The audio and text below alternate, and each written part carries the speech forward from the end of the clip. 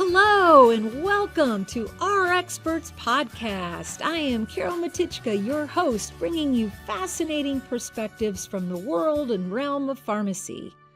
Well, we are very lucky today to have with us Dr. Kevin Duane, who really is truly a champion for pharmacy as well as an independent pharmacy owner himself. So I just want to say thank you for coming today and welcome to the show. Thank you. Yeah, I'm excited to be back, and I'm excited to talk about some of the things we're going to do today.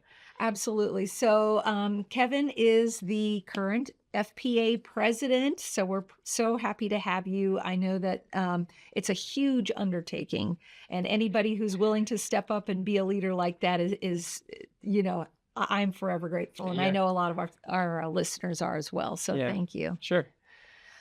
So, can you talk to us maybe? I know there's been a lot of changes within the FPA, and talk to us maybe a little bit about some of those changes in the direction of where the organization is going. Yeah, so that's kind of my theme for the year is building, rebuilding, and strengthening. So there have been a lot of changes. We went through some leadership changes. We had a new CEO, Stacey Hall, that's come on board. She's been really wonderful and really has a fresh perspective and good direction on what we're trying to do.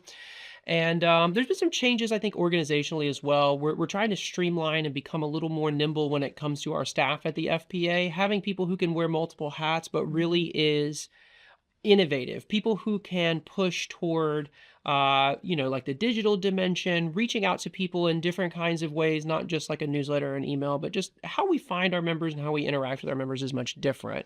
And so I think a lot of that people see kind of day to day in some of the postings and the new kind of website design and stuff like Yeah. that. So it's an exciting time at FPA right now. It is. So, in case somebody doesn't know what the FPA is, I want to make sure that we're letting our listeners know the Florida Pharmacy Association. So, really, we have two very large associations. We have others as well within the state, but I'd say the biggest ones are the FPA and FSHP. So, just putting that out there for our listeners who may not be aware. So, are there any upcoming events maybe that you want to share that the FPA has that we can talk to our listeners about that might be interesting? I think one of the big things that people don't realize is we're always putting on educational programs. They're virtual for the rest of the year, but we do in-person ones as well. But some of the virtual programs that we have, like we just had one that had like an entrepreneurial spirit kind of twist to it. There's another one that had to do with marketing and outreach in the digital age. And I think we have one coming up soon, which is going to touch on some of the new legislative efforts like regulatory and law, but also kind of bend towards some of the new legislative priorities that passed from the previous session and then what we're looking at towards in the next section. So those are some of the exciting things. I think we'll see the legislative session is later this year because it's an election year this year. Right. So we will have our legislative days event and health fair. We're aiming to do early spring, so maybe February. We're Okay. looking to do that and to have it to be a more intimate session with legislators, maybe during a committee week, as opposed to like the hustle and bustle of general session. So I Right. think that that's actually going to set up really well for our members and especially our student members to be able to really interact and have some really good touch points with legislators in Tallahassee. So we're very excited about some of those things. And I would agree. I love when we do it a little bit earlier. It really allows for more time to meet with the legislators and that sort of thing. And I highly advise anybody who's listening to attend. If you've never been, it is amazing to watch how the sausage is made, right? I mean, I'll tell you that the first time that I ever really got involved with FPA was with the Legislative Days event. And I Uh-huh. did it when I was a student. And because of that, I really got an idea of the political nature of our profession and healthcare in general. Right. And then just kind of understanding, like I always tell students when I have them, like if someone is driving the bus and it's not you, then the bus may not be going to the place where you want it to That's go. So right. it's very important Yeah. that you engage and take hold of your profession and where you want it to see legislatively progress. I 100% agree. And you also mentioned the virtual different CE options that FPA has to offer. I will tell you, those are fantastic too. I've attended several of those. A lot more interaction than you would think as well that's available on those. It's funny because like when I was a younger practitioner, it's hard to believe like now I guess this is my 12th year of practicing, but like when I was a younger practitioner, I really just wanted to get CE out of the way and I didn't really care Right, about what I right. did. Yep. But now it's like I can get CE anywhere, Yeah. but the CE that the FPA provides provides, I feel like, is fresh and it offers me things that otherwise I wouldn't learn about. Like I said, like our entrepreneurship CE or CE regarding technology and like the use of AI, like that's stuff that, you don't get that everywhere. So rather than Right. just have your boring old CE, something new and something that's a fresh perspective is really helpful to me as a practitioner. I agree. Oh, and just to bring this up, I know FPA is in a different location this year. We kind of jump around the state, or FPA does, but Yeah. So, this year we're going to be in Orlando uh-huh. at the Bonnet Creek Resort, and it's a beautiful resort. I would say the big thing that I'm emphasizing for my presidential year is I really want it to be more of a networking aspect than it has Mhm. been in years past. I know sometimes we like to rotate around the state so that different people can attend if the travel becomes cumbersome. But I think being centralized in the state Yeah, really allows a greater degree of networking for people. Of course, it'll be good because it's a renewal year, so more people will want to come because they'll right, need that late time CE. right. But I think that the Bonnet Creek Resort is very family friendly. I think that Yeah, Orlando in general is very family friendly. right. And to me, as a younger practitioner, my wife is a pharmacist as well. We have young kids. Being able to engage with people who are in the profession, but are also kind of living lives like we live with Mhm. young kids and just trying to keep up with everything with work, but also kind of still stay engaged socially as well. I'm really excited about the Bonnet Creek Resort and our ability to make it a networking whole family type engagement. So that'll be a lot of I fun. completely agree. Having 3 kids myself, and it gets so busy in the summertime, so it's actually a great location, great place to be, so, I'm actually really excited. We haven't been back to Orlando in years and years, so, um, not me personally, FPA. Yeah. Okay, so, we talked a little bit about legislature and what's going on with there. Um, I would consider you to be an expert in many ways in that regards. You've done so much for the profession in that space. So, what's currently going on nationally Sure. within the legislature for pharmacy? So there are a few really interesting pushes nationally. The first one is I think everyone agrees that insurance has really burdened a pharmacist's ability to care for a patient. Oh, And because of that, like I think we just saw probably when you guys are watching here, you'll see like Walgreens just announced that they're going to close over 1,000 stores. oh, And wow. so Actually, I hadn't heard that. yeah, they just announced that Wow. on an earnings call and an internal memo within the past day or two. Wow. And so I think that's difficult because it just speaks to the larger issue with pharmacist care delivery and healthcare, which is not unique to just the community aspect. But I mean, hospitals are seeing the same types of issues where um, cumbersome or decreased reimbursement has really resulted in an inability to fund really worthwhile projects and practice settings for pharmacists. So everyone sees that legislatively now. Yeah. The question is how to fix it, and different people have different opinions on how to fix it. But I think what we see is that everyone agrees that it needs to be fixed. So what we're hearing on a national level is we think that as part of a broader healthcare package, like we know that there has to be some fixes in Medicare and in some other federal healthcare legislation, especially in regards to telehealth delivery as it relates to government funded programs. So they already know that they have to fix that by the end of the year. So we are hearing on a national perspective that we think that pharmacy will be included in like a lame duck session, so a post-election Mm. session, but before inauguration in January. We think that we will see some pharmacy legislation come on a national level. I think that's why you'll see, of course, the NCPA and APHA have really been vocal about the need to remove or reimagine the way that PBMs interact or pharmacy benefit managers interact with pharmacist healthcare delivery, Mhm. and then some of the COVID allowances for pharmacists to be able to test, to treat, to bill for services, to see those cemented permanently in the healthcare sections of statute federally, like the ECAPS bill that you hear about for enhancing pharmacist services, especially in underserved areas. I Right. think that we will really see a push for that nationally because, like I said, it used to be on Capitol Hill, people were really unsure as to what role insurance companies played in the care of pharmacy delivery.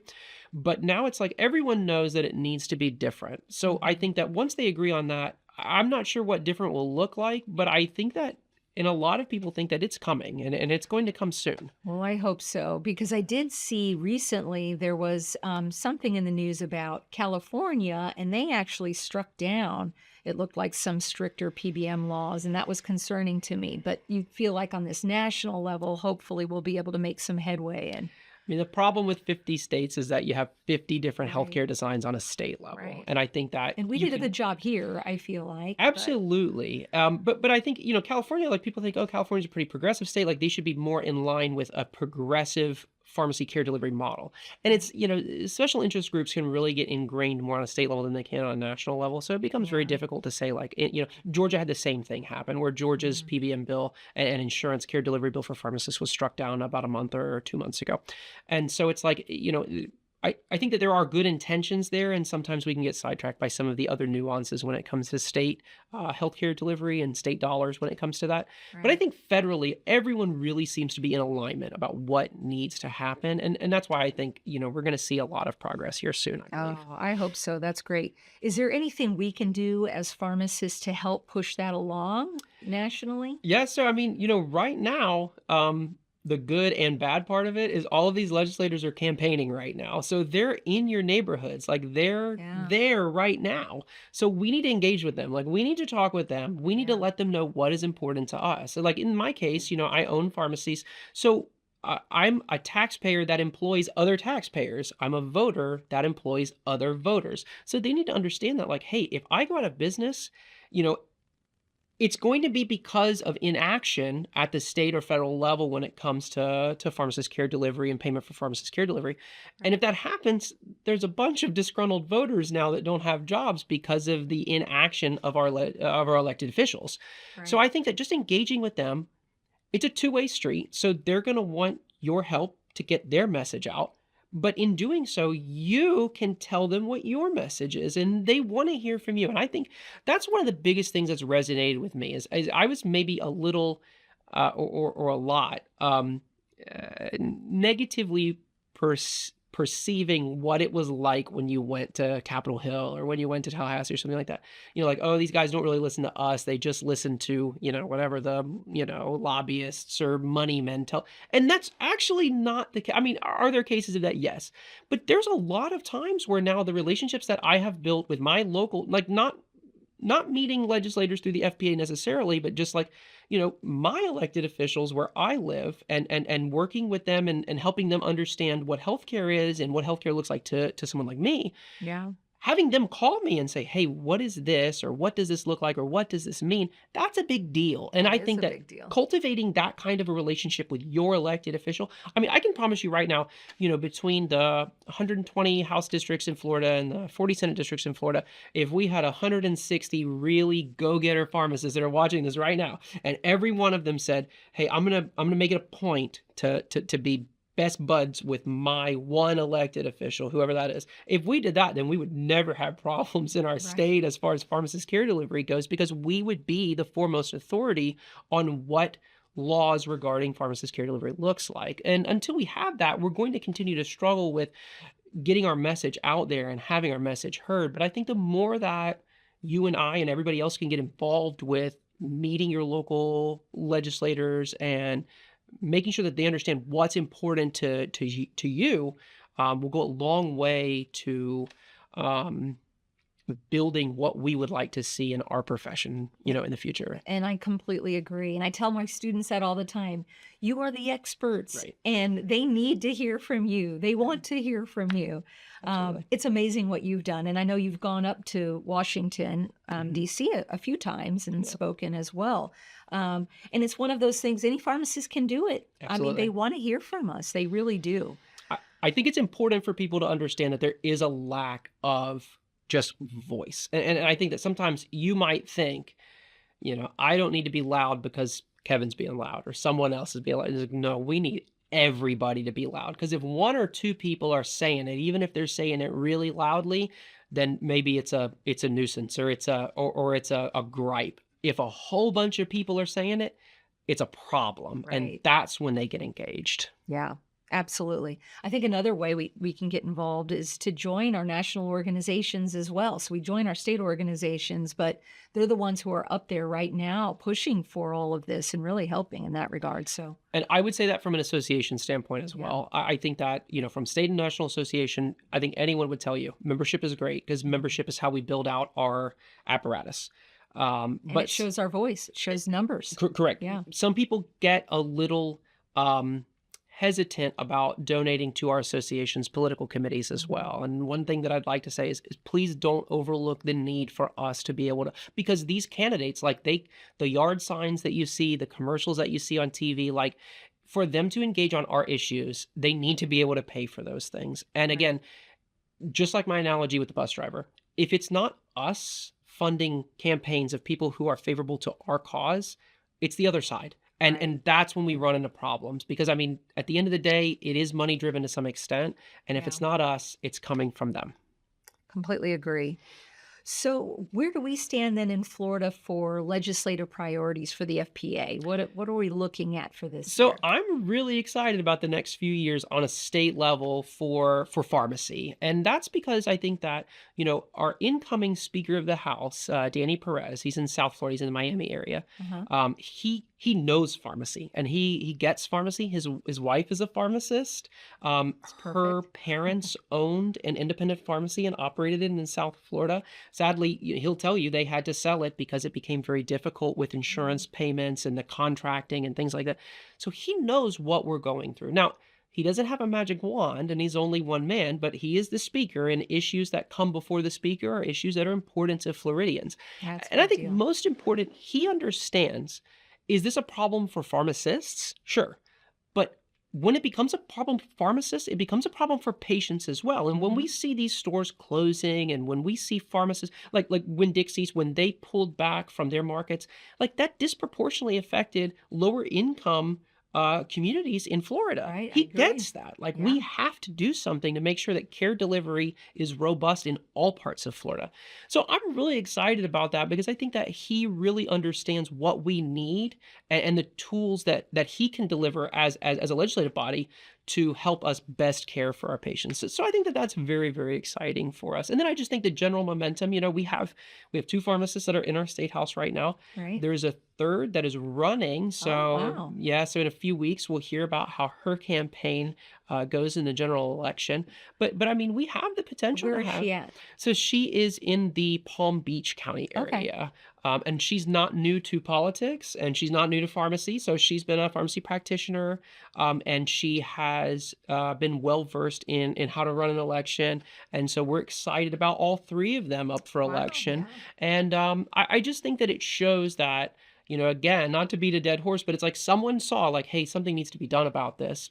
Why not me? And they went and did it. And I think that that's, hats off to them. It's very difficult to do something like that, Yeah, but it has to be done. It's being done for all of us and for our patients. So I, that's I think that we're fantastic. excited as well. Again, just like nationally, we were in a place before in Florida where what is insurance's role in pharmacy? What do pharmacists do? And I think that most legislators had an impression that pharmacists put the pills from the big bottle to the little bottle, Yep. but it's different now. They understand the care delivery that pharmacists can provide, and the value to patients that pharmacists can provide, and then of course the value to the healthcare system that pharmacists provide when they're able to practice at the top of their license. So I think that that's very, very important, and I think as a result of that, we're going to see some good progress in the next 2 years in Florida for our Well, that's causes. very exciting. Very, very promising. Has the FPA set their legislative priorities yet, or is that something that we're looking at? Or am I like trying to get secrets out? So I will tell you that we have two very big legislative priorities, and I think they mirror really what is needed, not just in this state, but in every state. And the first has to do with care delivery. It needs to say, hey, pharmacists needs to be recognized as what they can do and Mhm. then how they get paid for it. So I think it has to do, number one, what can pharmacists provide to the state of Florida for its patients? And then two, how does the state of Florida ensure that that care delivery model is sustainable? So for us, we're not looking to say, in Florida, pharmacists can practice much differently than any other state. We're saying pharmacists already do these things, but people need to understand that they can't continue to do them as a subsidiary of, you know, a hospital system without the ability for the pharmacist to to provide value to the hospital system for doing that. So I think that, Sure. by being able to say, "Hey, we already do this.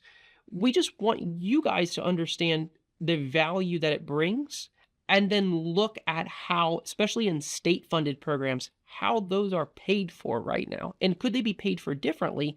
Save the taxpayer money, advance the patient's care delivery, and provide value to, the health system and the pharmacist that is providing that service. So I Sure. think that's one of the big ones. And then I think the second one is to say, eh, while we want to advance care delivery in the state of Florida and in every state for pharmacists, the majority of pharmacist revenue is still driven by a dispensing based model. Mhm. So being able to say, for too long in this state and in every state, eh, it seems like winners and losers are picked. Like certain disease states pay better than others. Heart failure is a scourge on this every state. Yeah. But the drugs by and large are very inexpensive, and so you don't make a lot of money. Why do we say, hey, a patient with heart failure is somehow intrinsically less worthwhile to care for? That's the wrong way to look at care delivery for pharmacy. So we should be able to say, hey, tablets are tablets, capsules are capsules, injections are injections.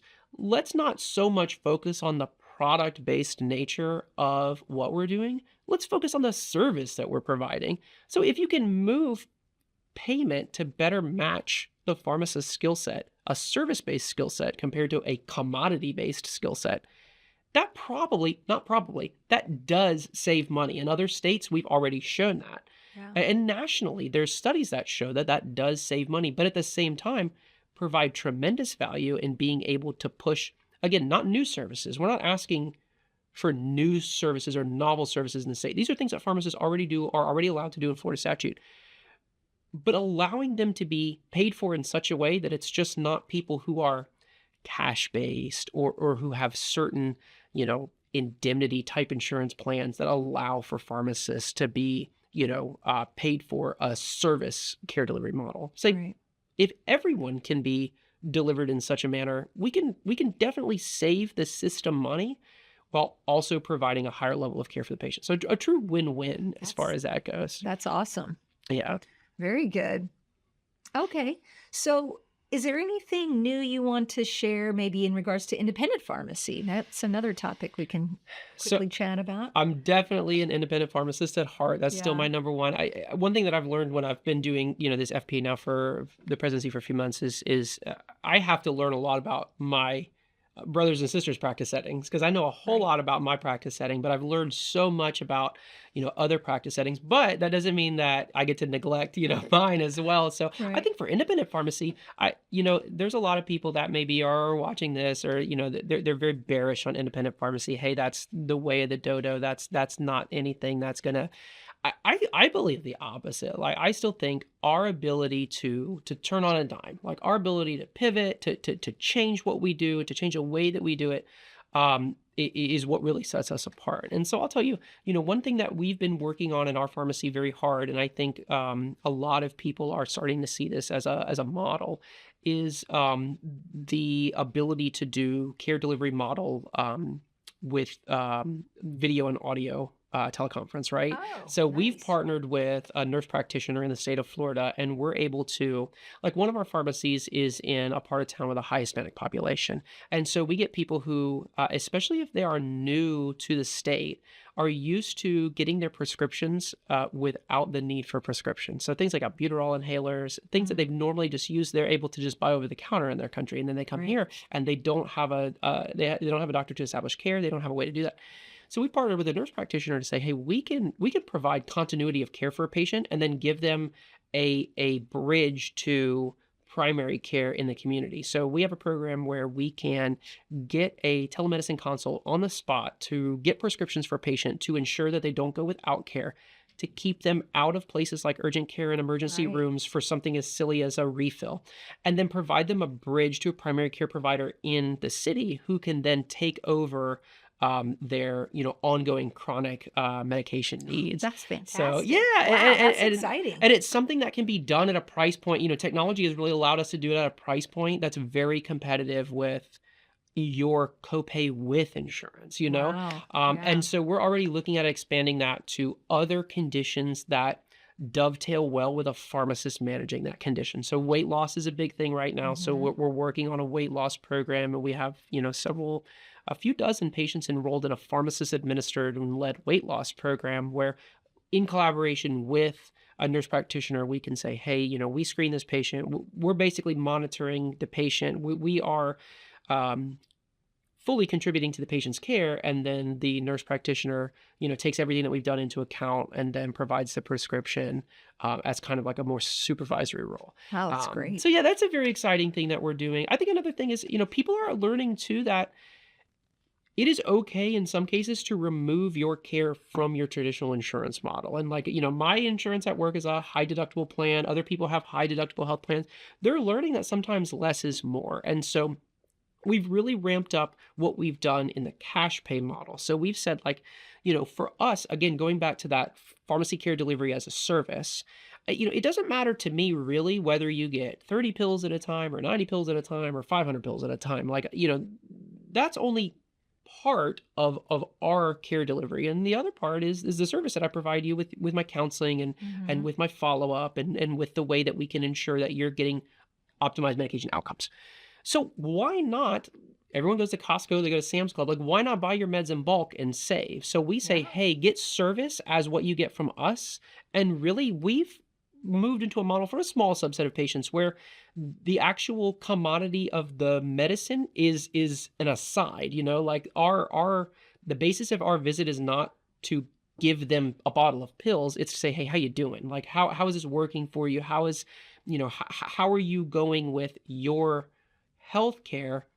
And oh, by the way, here are the tools that you need to continue on that Right. journey. And I people have love found that. that that's Yeah. very inexpensive compared to, if we could say just, round numbers, if you're paying a $10 copay every month, that's $120 a year. If I can say, hey, if I see you every 6 months and you get medicine from me for $40 every 6 months, you're saving money. I'm making money that I wouldn't normally make off of you, because the other half of that equation is, if you're paying a $10 copay, your insurance is probably taking 7 or 8 of it from me. So I'm really only left with $1 or $2 for some of your medicines. So Mhm. I'm making more money. We cut the insurer out, but at the same time, you're saving, I'm saving, and we're able to provide a service to you rather than just the big bottle to the little bottle. So that's something that's very exciting for us. It's That not for is exciting. everyone, but Yeah, for but those who can, it's really, I think, a good option for people compared to the legacy insurance model.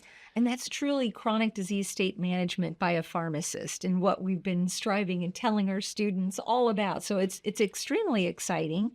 And taking it away from we are the one you go to the pharmacy for your medicine. No, you go there for the care that you get related to your medications. And so I think in the community setting, we're really like it's so hard right now because we have one foot on the dock and one foot on the boat. Like, we're like Bambi trying to learn how to walk because we need to get away Yeah. from the commoditization of the Mhm. product-based model of community pharmacy, but it is what pays the bills right now. So we Right. have to find a way to say, how do we provide service-based care delivery, but at a price point that will allow us to attract patients, but also keep our doors open so we can care for everybody. Right. I think that that's the secret sauce that everyone is really striving for.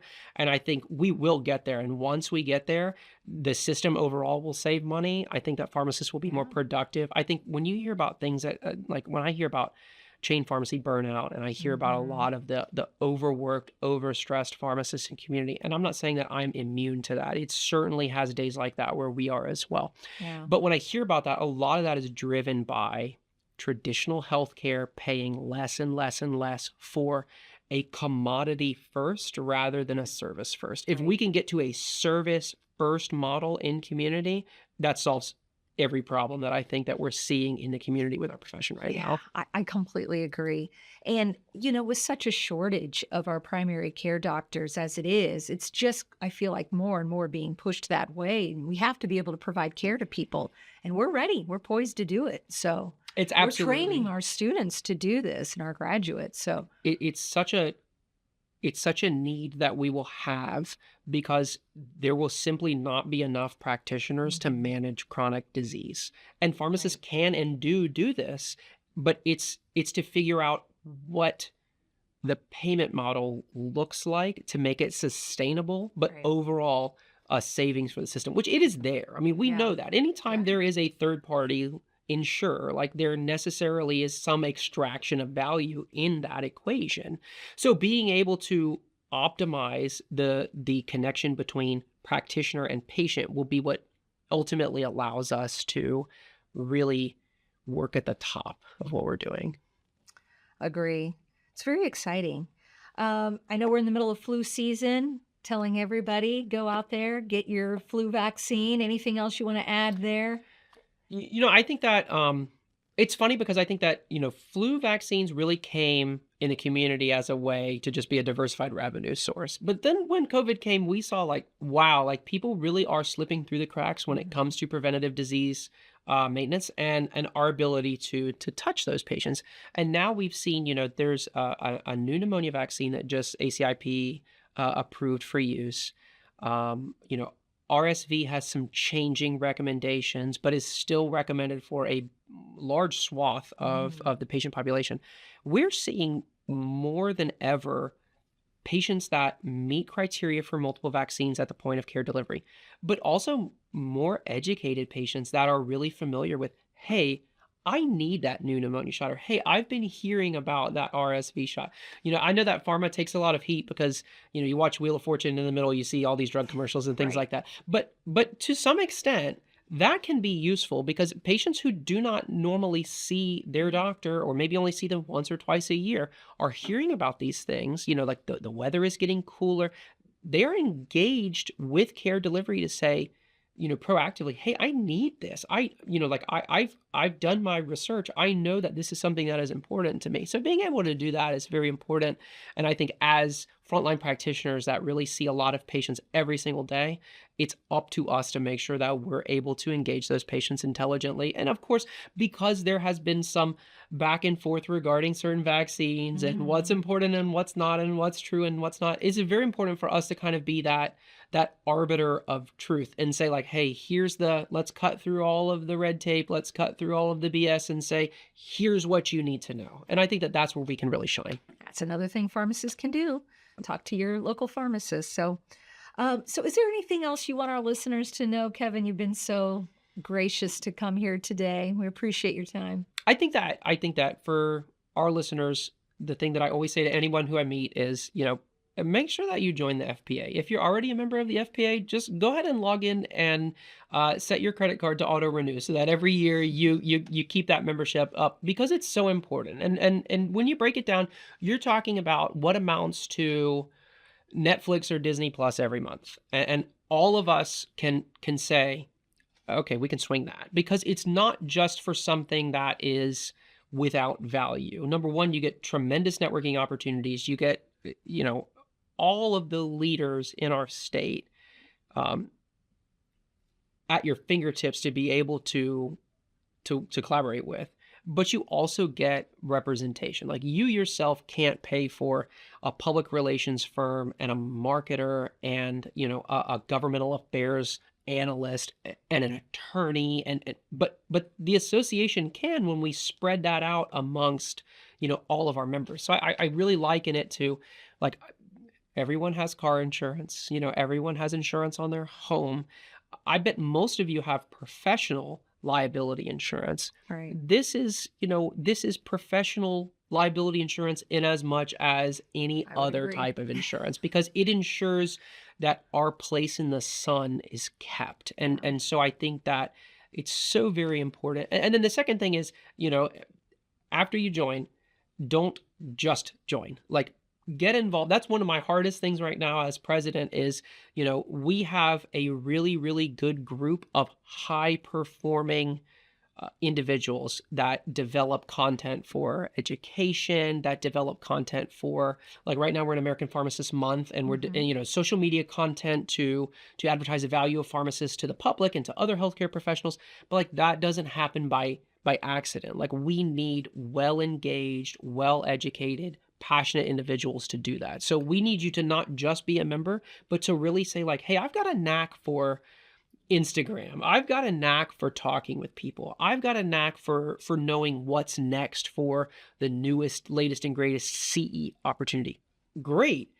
Help me. Like help us do that so that it becomes sustainable for everyone. Like many hands make light work. So the more people we have to give a little bit, it helps us from having to ask for the same group of people to give a lot of bit. Right. And so I think that that's very important for us right now. The other thing I would say too, and especially for people who are already members of FPA, and this will reveal a little bit about really what one of my presidential aims is I would say keep an open mind. The FPA has been around for a lot of years. Long, long time. Um, some people have the attitude that if it ain't broke, don't fix it.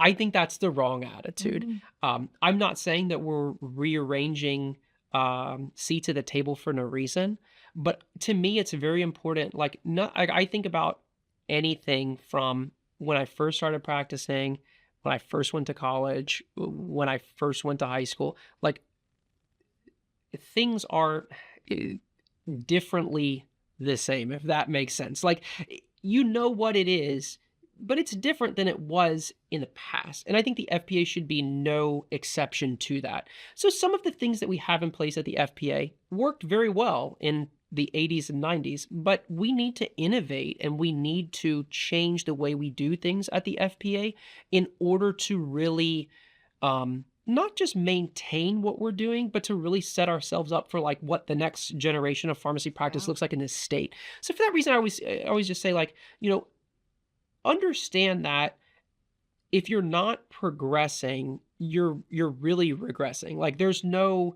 like stagnation when it comes to anything, and especially not when it comes to our profession. So if Right. we're not innovating what we're doing at the FPA, then I think we're really falling behind. And I think in some cases we have fallen behind other associations at the state level and at the federal level. So I think we really need to push the association forward and really get some fresh ways of looking at some of the problems that we attempt to solve with the association in the state. And that takes fresh people. So, Absolutely. so if you're not a member, join. Absolutely. And I do love the FPA. I love the FSHP as well. Just join an organization. I can't say that enough. It's so unbelievably important. Well, thank you so much. We really appreciate all your continued efforts. You've worked so hard for this profession. You continue to work so hard. So, to all of you who are out there, thank you for listening. Please join in one of these organizations and show support of our show as well. If you can go ahead and subscribe to our podcast and YouTube channel, that helps us out also and promotes us and promotes the profession. So, thank you, everyone, and take care.